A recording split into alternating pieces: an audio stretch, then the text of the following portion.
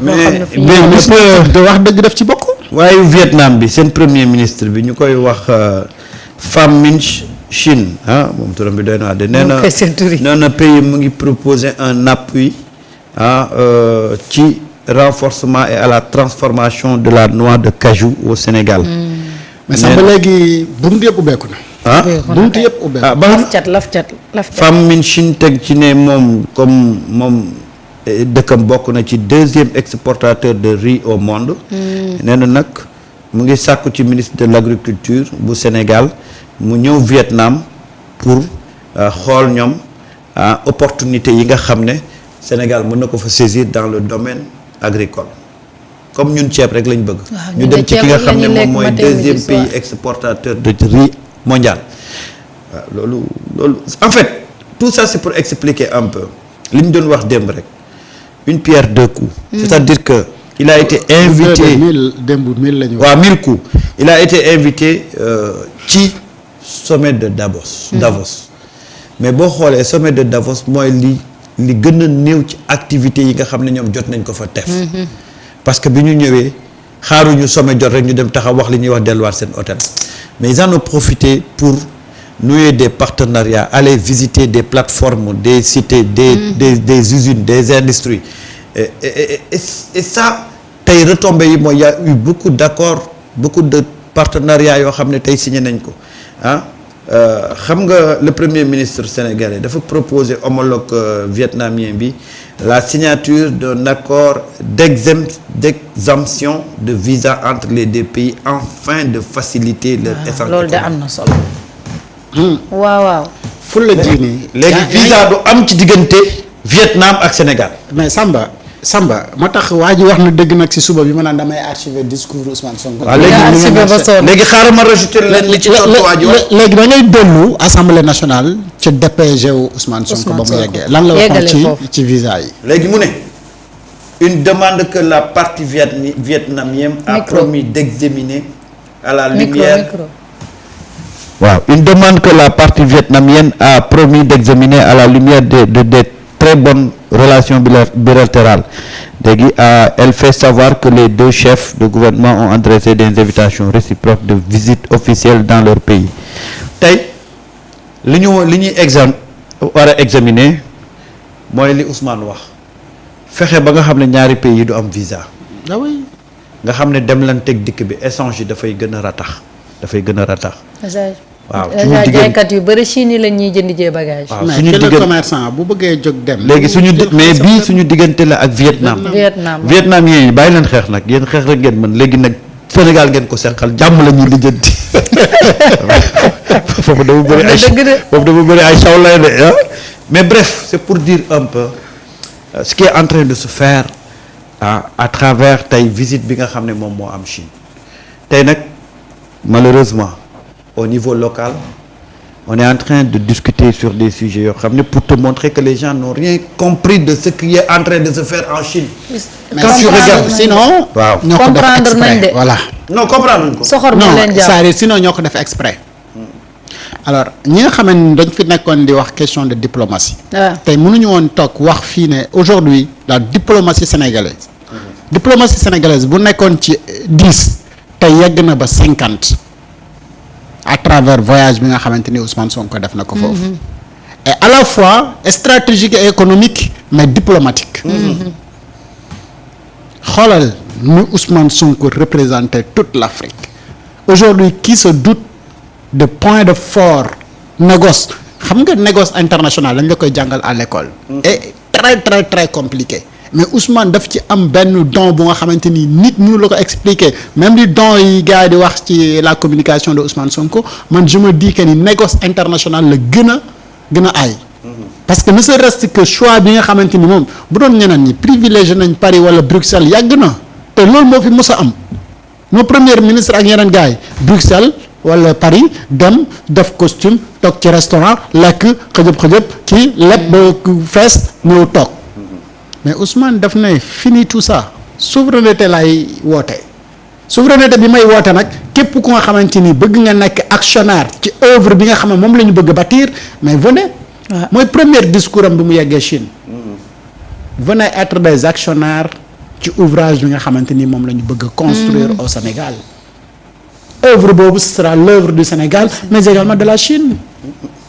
monde entier fépp le discours bi résonné ne waa ji waxul ak Chine rek de ñun ñëpp la waxal. mooy que ni le Sénégal dafa bëgg a construire un nouveau Sénégal qui est prêt à être actionnaire et acteur de ce développement là. gars yi jóg di yëngu nii Samba loolu rek moo xew. waaw ku ne na man ci domaine bi ma nekk comme yéen souveraineté ngeen ci bëgg te man am naa ci souveraineté mais maa ngi ni bismillah bëgg naa nekk actionnaire ci ouvrage bi ngeen bëgg a tabax. Vietnam tëb keneen tëb. World Bank na leen bismillah mais bëgguma des ginnaaw ci xew li. waaw ba tey foofu noonu. tey fii ci Sénégal nga gis ne. ci chamboulement magistrature bi. affectation yi nomination yi 35 magistrats yoo xam ne toog nañ ay at def seen formation ba pare kenn jëlu leen woon 35 magistrats yooyu jël nañ leen ba tasaare leen ci biir dëkk bi. très bien. xam nga lan lañ ci teg ñu ne le conseil supérieur de la magistrature a procédé à de vastes nominations. et affectations pour renforcer et rajeunir. très bien rajeunir de. waaw rajeunir. l'appareil judiciaire sénégalais. la cour suprême.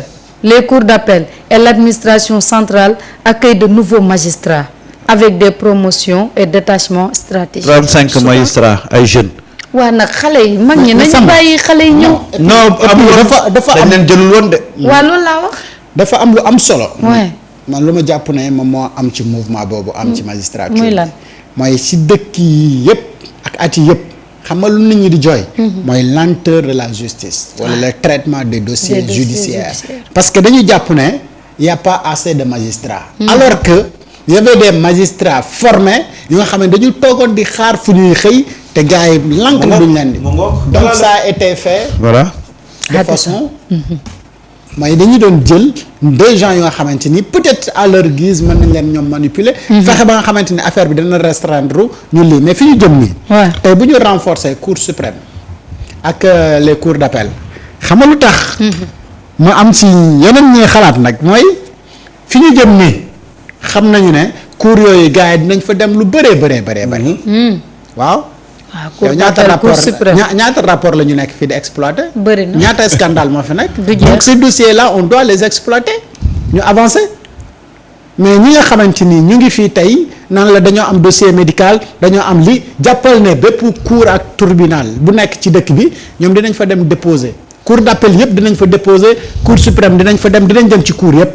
mais pour liggéey bi gaaw tey respecter les droits des uns des autres mais il faudra renforcer li nga xamante ni moom mooy ces cours et tribunaux mais xoolal 30 et quelques magistrats yu nga xamante ni 35 magistrats yu nga xamante ni dañu waroon actif nga bàyyi leen actiful pendant ce temps on parle de grève de lenteur de dossier de kenn xamul ay renvoi yenn dossiers yu nga xamante ni dañ naan manque de li benn magistrat bu ne ay pilu dossier lay am donc dem nga xamante ni magistrat yi nekk en activité dañuy sonn parce que dañu am pléthore de dossiers yu ñu war a traiter. et pendant ce temps am na ay magistrats yu nga xamante ni ñoom fu ñu xëy la ñuy xaar. yow nga nekk état war a am responsabilité wu gaawal baral mbir yooyu noonu mais defoo ko. mais ces cours et tribunaux ñi nga xamante ni ñooñu lañ fa affecté seen parcours jéemal a dem nga gëstu ji ko ko xool. tellement expérimenté mais également ay conseillers yu nga xamante ni yóbbu nañu ko ba à la présidence mais joxaat beneen gëdd Sénégal parce que ba CPI nañ lay fay wax ne la il faut ñu détacher ñenn ñi ñu dem foofu noonu. tout à fait donc le détachement également de nos magistrats ça peut faire rêver. xam nga pourquoi mu ne ça peut faire rêver. mais un magistrat qui rêve si parcours am ne un jour mu bëgg bokk suñu ñuy détaché ñu yóbbu leen CPI dafay war a am benn parcours bu exemplaire. donc c'est fini yenn affaires yi nga xamante ni dañ ko doon bëgg a def dans la magistrature. léegi bu ñu paree nañ attaqué les gens de secteur notaire te nga xam ne pare nañ. depuis 2019 di xaar ñu jël leen gis nga lentement mais sûrement. gis nga ñi nekkuñu ci politique populiste nga xam ne da nga doon jël ay nit recruter leen en masse te créer benn cadre boo xam ne ñoom bu ñu demee danañu retrouver danañu nekk ci dans des conditions xam nga un état du fonctionner ci pression un état du fonctionner ci populisme na nga xool recrutement yi ñu fi doon def loolu moo tey désarticuler l'administration loolu moo tax tey ba l'état s'est retrouvé avec benn charge bu énorme parce que dañ doon recruter sur des considérations purement électoralistes. te lan la ñan nañ doon recruter na nga xool niñ doon recruter ak ñañ doon recruter on ne misait pas sur la qualité on ne misait pas sur le mérite mais on recrutait de façon politique loolu moo indi tey maa ngi jégalu de mais tey boo demee ci corps enseignant tu retrouves des produits yoo xam ne da nga naan ñii nan la ñu nekkee ci enseignement nga dem ci beneen secteur c'est la même chose nga dem ci beneen secteur c'est la même chose parce que recrutement yi dañ ko doon teg ci clientélisme enseignement bi nag yàqu na ca jamonoy Abdoulaye Wade loolu laa la wax politique yi laa la wax politique yi moo dem ba yàq corps yooyu tey l'État s'est retrouvé avec benn personnel pléthorique boo xam ne war na régler seen situation gis nga État du fonctionner ci pression État du fonctionner ci populisme État du fonctionner sur des intérêts purement électoralistes da ngay planifier teg xool li mën a nekk nga teg ko ñii bu ñu toppoon bu gis nga ñii bu ñu toppoon pression rek bañ ne fi tëla la ñuy commencer di wàññi ceeb beeg diwlin bi ndax sénégalais yi toujours loolu la ñuy wax régime wàññi ñu ceeb beeg diwlin te on s'est rendu compte que ni ñu doon wàññee ceeb bi balaay mandat bi di jeex lañ ca wàññi woon danañ ci teg le double Macky Sall bi muy doog a ñëw du wàññi woon na ceeb beeg diwlin bi bi mandat yam di jeex bi muy quitté réew mi ceeb bi fu mu tolloon seeroon na de kan moo ci bàyyi woon xel parce que sénégalais dañuy jàpp ne si loolu mooy mandargaal développement Abdoulaye Wade am na ay jamono yoo xam ne ceeb bi li muy cher yëpp on avait la possibilité de l'acheter parce que y avait de l'argent qui était là parce que nit ñi dañu war di relativiser ñëw rek wàññi naa ceeb beeg diwlin bi mooy li gën a yomb état boo gis mais à quel prix boo tegee pression état bi ba mu wàññi ko na la wóor ne di nga ko fay di nga fay le double tey on s'est retrouvé avec 18 000 milliards de dettes ah lan moo koy indi. c'est énorme. lan moo koy indi. soit. waaw 99,7% de notre PIB. waaw 100% de notre PIB d'endettement. loolu c'est c'est trop. parce que ñun sénégalais ni ñu foogee ne loolu mooy état buy liggéey. mooy wàññi diwlin bi wàññi ceeb bi. état yi dem ba comprendre ne comme ñii lekk moo leen yitteel nañ leen tënk ci lekk rek di wàññi ceeb beeg diwlin bi waaye luñ leen ci wàññi rek danañ fay double bi. Marieta ba nga juddoo ba tey ñu ngi wàññi ceeb ak diwlin. tax na sa situation changé. tax na sa koom yokk c'est pas des mesures pertinentes. mais malheureusement ñun dañoo jàppoon ne président buy liggéey rek mooy wàññi na ceeb bi wàññi na diwlin bi. mais après quelque temps dañoo retrouver waat ca point de départ ba parce que on avait l'impression d'avancer mais on n'a pas avancé on a passé tout notre temps toute la politique de l'État s'est retrouvée à la bouffe ba ñoom ci seen biir en coulisses dañuy toog di ko waxtaane ne Sénégalais di méttiwul